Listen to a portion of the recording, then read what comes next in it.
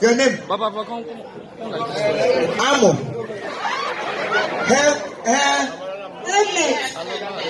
Okay, EMMA. Yeah, Emma. EMMA. Emma no neighbor. Emma no neighbor. Wow. Wow. Didemo, don't leave me. Black and white TV. Hey, your heart is so naughty. Salaka coach, the manner is all about only the idea back. Can I have a hug? A hug. Can I have a hug?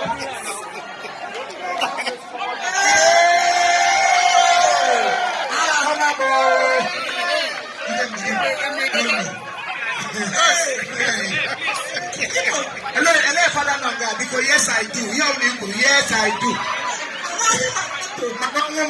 Yes, I do. I do. You're welcome. Don't be afraid. Husband, mother, yeah, I'm never thinking happy on your husband. Listen, the motor. Hey, you know, I couldn't have bought. Oh, we are good. You can go there.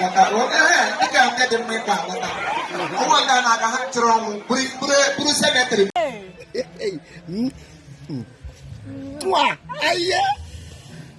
oh God. Anything you want. I'm going to give it to you hot like this.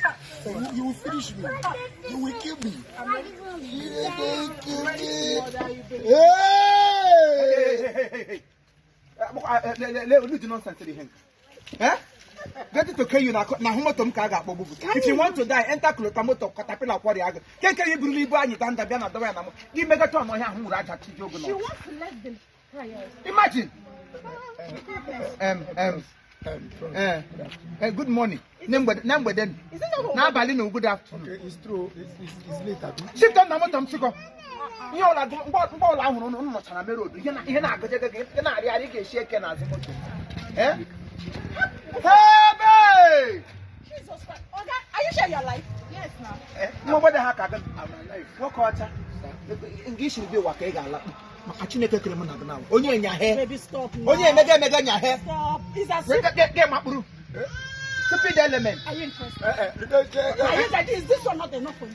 I should have been interested. Let them go now. I should have been interested. Interested? Because that's how we could be a robber. Hey, sorry, Baba. Hey!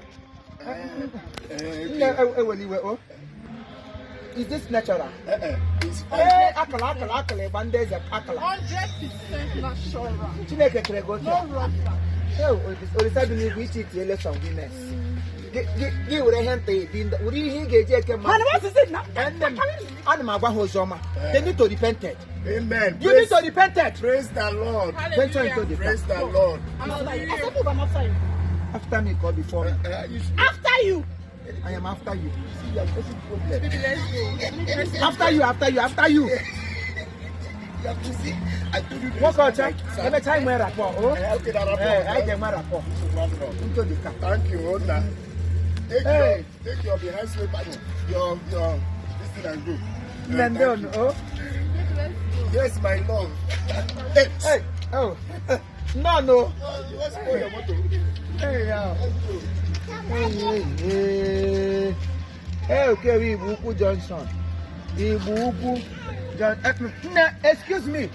Few minutes, or can your mammy? What? Oh, she not. Inside the car. Get up, piss inside the car. What is the problem? Yeah, go.